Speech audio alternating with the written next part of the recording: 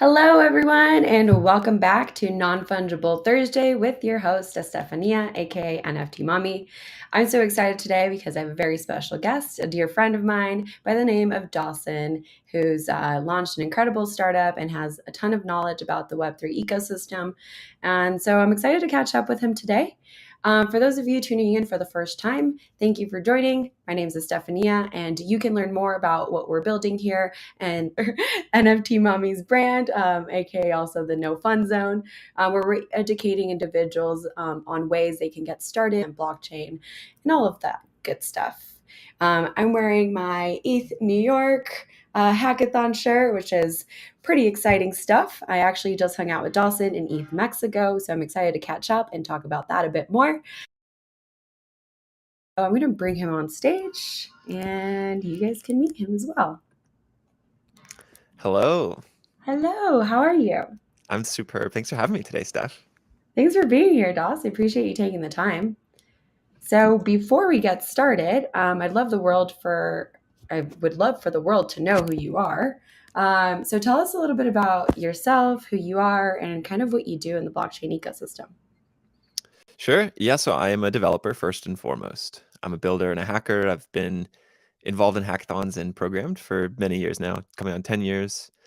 And yeah, I just always loved publishing to GitHub and doing the open source thing before crypto even came along. And then more recently, I've become a founder. I started Earnify, which is the airdrop checker. And so at the moment, I'm doing a lot more than just coding, full business operations and just making sure the business runs well. And so, on the side of all that, I try to fit in as many hackathons as possible. I know you and I just saw each other last week at ETH Mexico. That was probably my fifth ETH global event and the fifth of many. I'm still going to even more. Next month is in Bogota, or 2 months away is Bogota. And so just really addicted to hackathons and building. Amazing. Yeah, it was such a pleasure to be working alongside you and kind of get a feel of what hacks are like. That's actually only my third hackathon, second ETH Global event.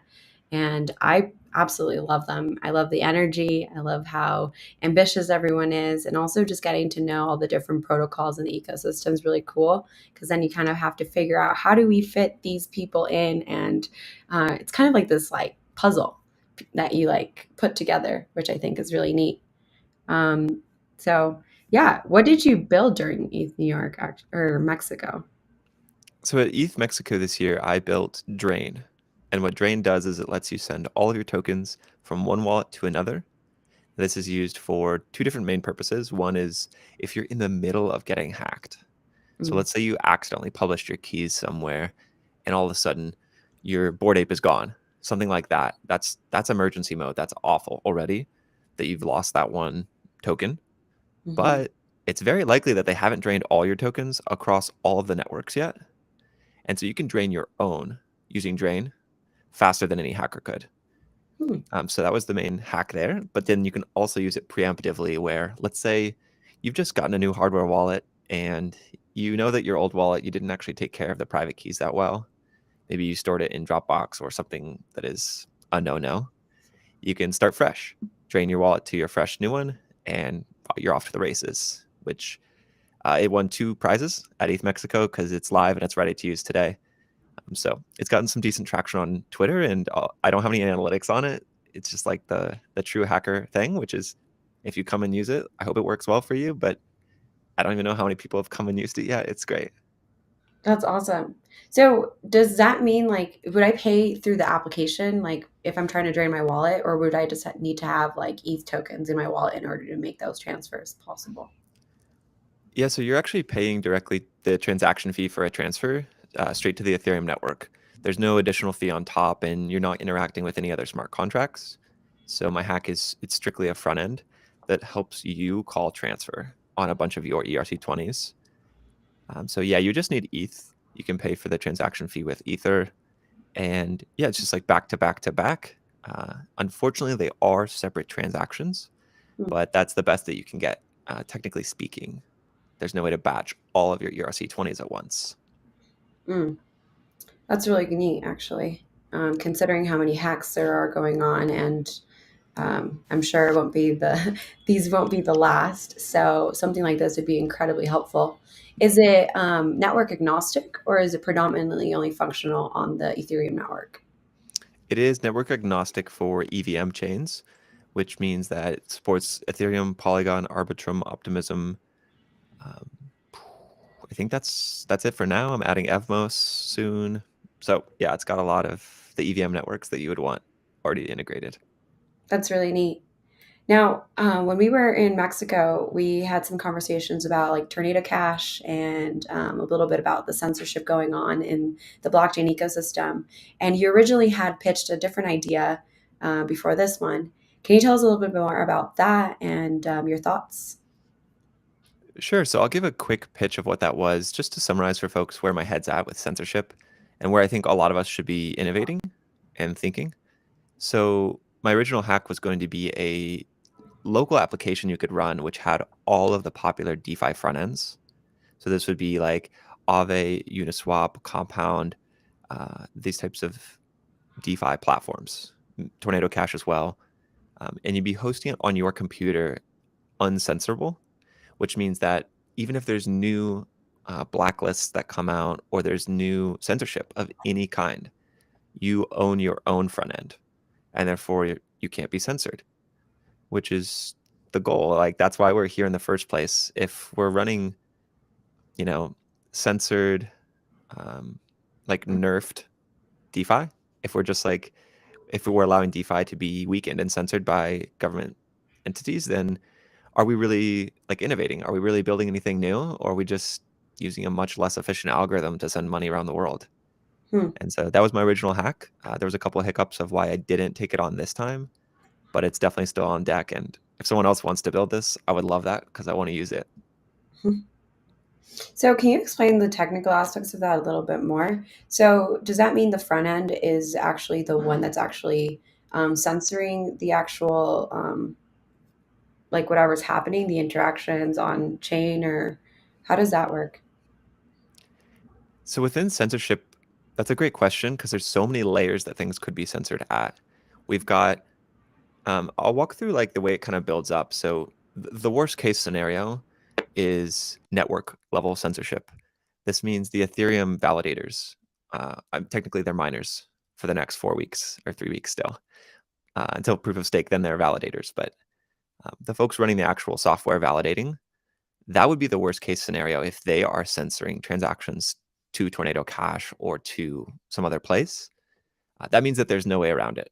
If you're censored at that level, that's worst case scenario. And several people who are prominent in the Ethereum space have said, I'll quit. I will consider Ethereum a failed experiment if there is network level censorship. Luckily, we're not there. What just happened with Tornado Cash was one or two steps above that, which we call application level censorship. So so it's actually two steps above that, because right above network level is going to be smart contract level. So that would be, this has not happened yet, but that would be an example of where the smart contract itself checks for a list of blacklist addresses and then denies you access. So right now, everyone in the United States can still go use Tornado Cash. If you go use it, you're definitely breaking a lot of laws. You're supposed to know by now that you're not supposed to use Tornado Cash, which is true. Do not go use it. I don't recommend it. It's some pretty serious stuff that's happening with how severe the US has sanctioned it, but it's possible. So we're not actually censored at that level yet. The smart contract is still usable. But now we get to the level which we are censored at, which is the front end. This is the JavaScript. This is the HTML and CSS that you see normally within your browser. It's what most people think is the smart contract. But actually, on a technical level, you can still access the smart contract uncensored. And that's where my proposed application would come in, which is you speak directly to the smart contract. And you can actually do it still within the really beautiful looking website, really beautiful looking front end. But instead of going to the URL to pull that up, you're actually running the application locally. And there's another addition, another great thing about this, which is if there's suddenly some type of hack on the front end, which this actually happens pretty often for like 2, 4, 6 hours, where someone will do a DNS attack and actually put a phishing site that looks just like the original site. This happened actually on OpenSea, I think, last week. For a couple hours, folks were signing stuff, and that just gives permissions to a malicious contract to drain your wallet. So with this, you have the application locally, and no one's going to be injecting or changing it because you're running the code on your computer.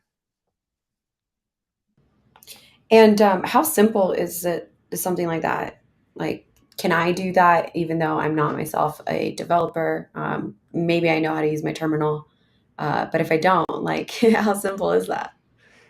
The good news is that if you know how to use your terminal a little bit, you can already do this today. So you can run Aave, for instance. There was a really viral tweet thread that went out last week of how do I run my own front end.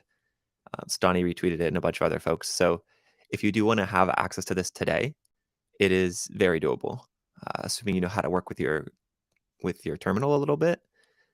That said, if you don't know how to work with your terminal, this is going to be pretty advanced or difficult for you. And that's exactly where I think applications should innovate.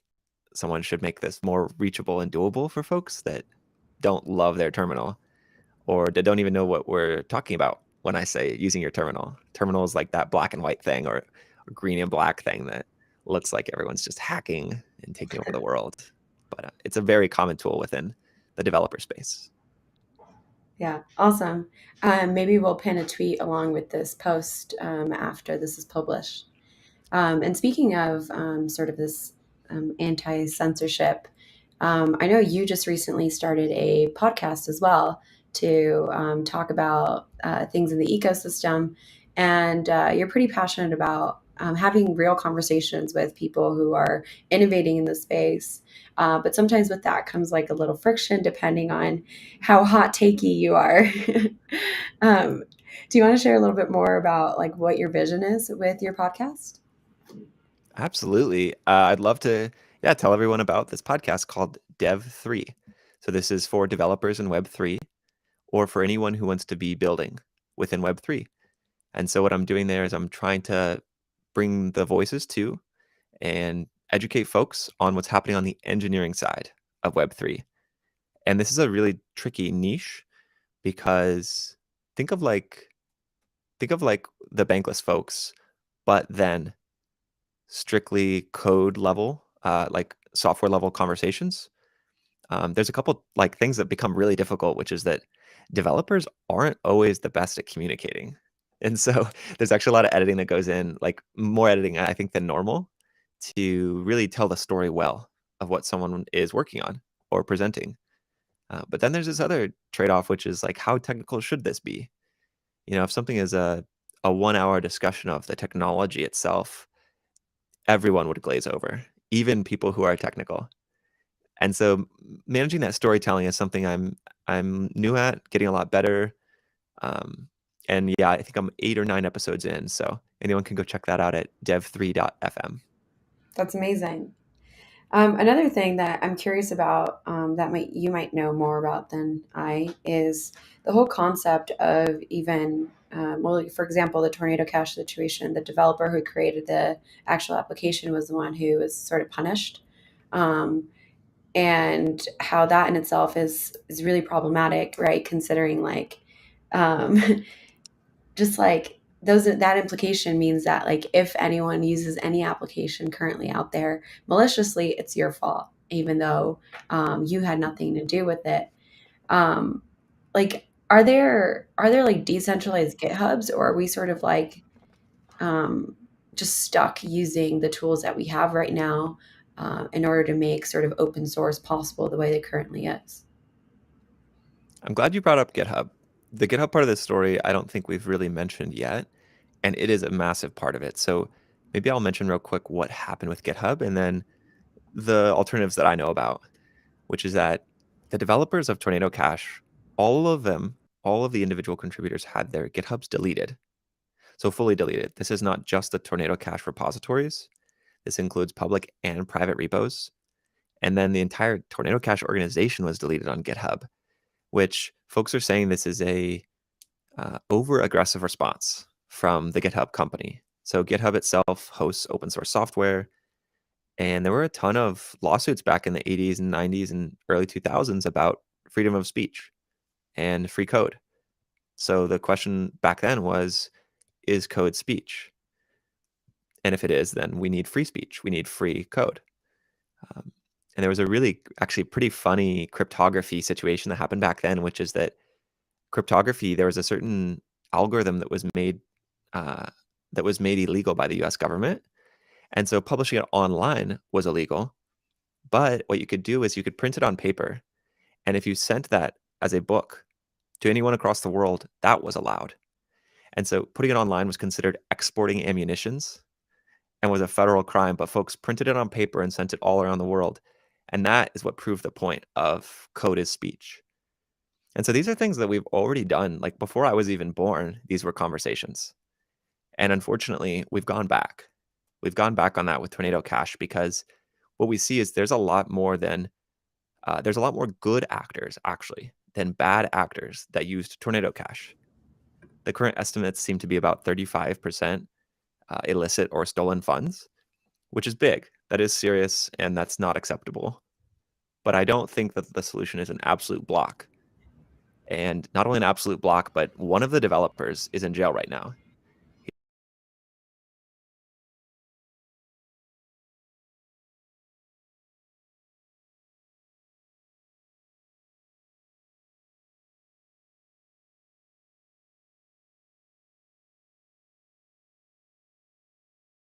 Okay, so pardon that interruption. Coming back to the question of our conversation of GitHub and what happened with Tornado Cash, you were mentioning that code is a form of speech, and there have been sort of these loopholes that people have found in order to continue to share the information necessary. But then we're sort of like going backwards, and you're sharing some data with us. Yeah, so it seems like the current estimates are that 35% of the Tornado Cash volume was illicit and related to hacks or related to like dirty money. And that's definitely higher than we would want, but that does mean 65% is above the board. And for those 65% now, we're being punished. We don't have a privacy tool any longer. And there's plenty of quality reasons why you might want to use Tornado Cash. There's a really good thread online we can help find, but like one of the examples is your employer is paying you, and you don't want your employer to know everything you've ever done on the blockchain. There's plenty of things that we do deserve privacy for. And like another one is you're paying a contractor and you don't want them to know your entire business's financial holdings. That's a massive, obvious one that you want for your business. There is no, in the way that the banking system currently works, you don't have to just tell the world how much money you have in total. That's pretty crazy to even imagine, but that's what they've done here by making certain privacy tools illegal. And so now we have this world where not only do we not have the open source privacy tool of Tornado Cash, but developers like me are worried. We're worried about censorship. And like we started this conversation with GitHub. So there's only certain things I feel comfortable now putting on GitHub, because what if it affects everything else? What if they delete my entire GitHub? And so one possible solution that seems pretty promising is a platform called Radical, Radicle. Radical is a really cool Web3 native code storage platform. I believe they use IPFS in the back end, but it's a decentralized way that you can uncensorably store code. And there's a lot of other folks innovating in this area, but Radical seems to be the hot one for the moment. That's really exciting. I had that there were already Web3 solutions in mind. I think that's incredibly important. I mean, yeah, it's so funny because it's like we're trying to become these sort of, or not everyone, but I think like some of us sort of have this idea of being like purist in decentralization and censorship resistant, but we're still using a lot of like Web 2 native tools or like centralized tools. I mean, we all use Discord, we all use Telegram, Twitter. And so it's kind of like silly, but it's really exciting too to see that people are trying to innovate. Like going back to like Lens, right? They're trying to create a decentralized social platform to allow for users to own their data. And I'm not really sure who's really working on like messaging applications that are a bit more decentralized, but it's really neat to see things like that happening. I'm curious to like know more too about what projects you're excited about that are currently coming into the space. And then later, I want to ask you about some hot takes regarding the merge. Oh yeah, the Ethereum merge. Okay, let's talk about the tech options you have to go decentralized. So you had mentioned just now decentralized messaging. It looks like a lot of people have tried this, but with different levels of decentralization. So I'd say on the more centralized end of Web3, it looks like Etherscan actually has a messaging tool, but it's not a really public or interoperable API. So maybe that was just like a test. There's like a tab though you can see to go message someone. I think it's called block chat or something. And then on the more decentralized side of this, we have Wallet Connect V2 is actually coming out with messaging. That's something I learned this weekend at ETH Mexico. I don't have any experience with it, but it's definitely something they're about to announce or have announced. The Ethereum Push Notification Service, that's EPNS. They're also working on wallet to wallet messaging. So tons of people are innovating. And if you think you're late to crypto, you're not even close. All of us are so early.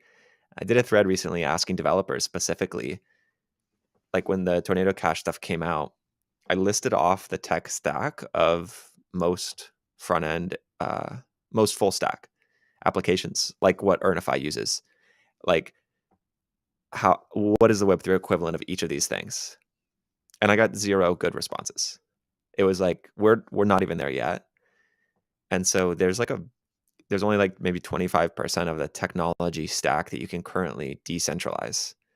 And then even those, there's some massive speed trade-offs. And so yeah, if you think you're late, you're not late at all. Like if you think you're late, you're probably doing too much price speculation because there's so much being built that needs built. Like if you just go to these hackathons, every single one of them is a good idea that needs to exist. And sometimes, multiple companies could go build that idea and all thrive. That's how much of a greenfield this is. So yeah, Totally. that was the messaging side, but I'll throw it back to you to maybe either guide it that way or do some hot takes. Yeah, I just wanted to add on to that. Like, really good point on the fact that we're still early. Like, even if there is already something happening in the ecosystem, like, for example, there's the graph, right? It's one of the most popular protocols, but like, there could be more protocols that are similar. And the reason for that is because, again, if we're thinking about this world of decentralization and just like making it more largely innovative, like, we can't have monopolies either, so it's really important to have multiple of one. So that's really important. And also, it's not scalable if you just have one, right? Like, there's only so much support you can get from that team, and or they'd have to keep growing. And that in itself is just like, yeah, it's not scalable. It's not. It doesn't happen as quickly as one might think either. So it's really important for you if you have an idea or you have a way of improving something that's already out in the ecosystem by just adding additional features. Then it's extremely important that you do and you come to the ecosystem and build them. So yeah, I'm going to use this to transition to your hot takes regarding the merch. Curious to hear like what your thoughts are on what might happen. Do you think it's going to go well? Do you think it's not going to go well? Where is your mind at? My hot take is the Ethereum merge will work and it will not go well. And so we went over this with a couple developers at ETH Mexico. Everyone's talking about what they think will happen. So if you look through the last test merges, which were these test networks that have been around forever, like Gurley and I don't even remember the other ones offhand because we've now like successfully transitioned them and they're like back of mind. Just mainnet is so front of mind for me. All of these transitions have had hiccups. They've had different amounts of validators go offline because of configuration issues. Like the recent transition, actually, I think it was Gurley, which was the last one. It was supposed to be the smoothest, had almost, I think it was like 40 something percent of validators go offline, which is awful because then blocks don't finalize. And that means for like hours on end, the transactions are kind of just like you're unsure of if they went through and what order they'll be in. So that happened. And yet still, the chain continues. Like everything is set up to fall into place eventually. And so what we're seeing with all these test transitions was that a lot of people would drop off. So like right now there's 98 or 99% of validators online validating they're empty blocks on ETH2, but they are online, like doing the validations. So when we make this transition, they're suddenly validating real blocks with real transactions. And that's a really hard thing to do. We're doing something monumental in computer science with the Ethereum merge. And so I estimate 20 to 25% of validators will go offline for a variety of reasons. But the speed at which they fix those issues and come back online will be unprecedented because they're losing real Ethereum for any invalid or downtime they have. So I run a validator myself, and I know that I'll be awake no matter what time of day or night the merge happens.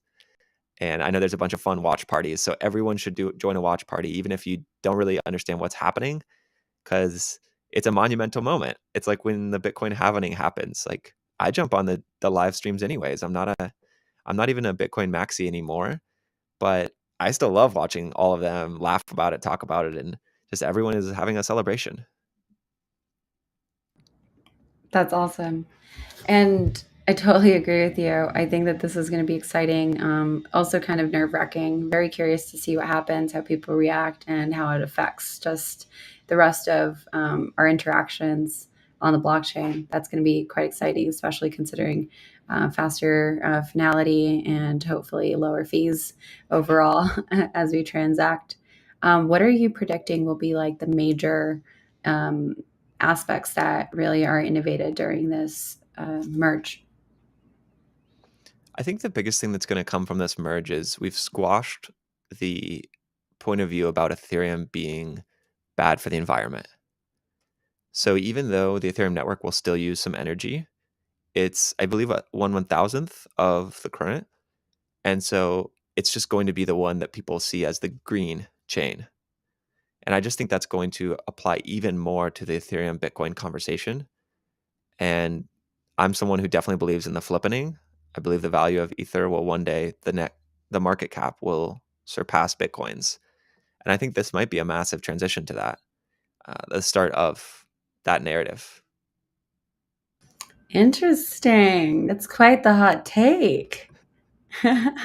It's a huge hot take. And I want to add to the hot take, which is that if you have watched the Bitcoin halvening before, this is what's about to happen on Ether has been coined the triple halvening. We are decreasing the issuance of Ethereum to minuscule levels. And not only that, but to add to all of the economics I just described, your Ether on the beacon chain is also locked from withdrawals for a while.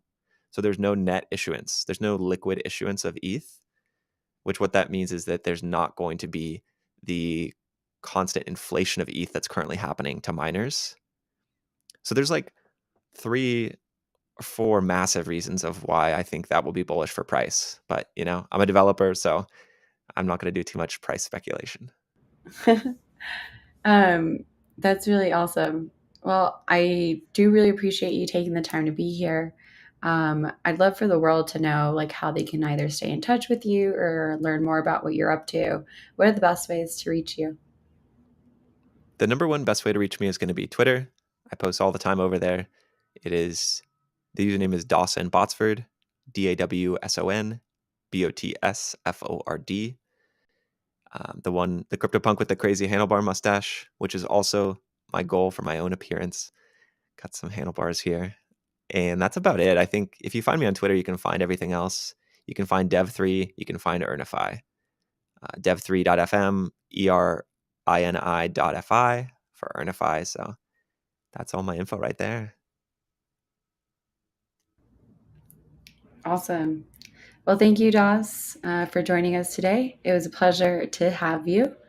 I will see you next time. Thanks so much, Steph.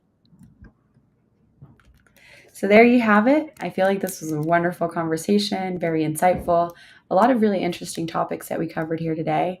I'd like to say this is probably my best interview yet.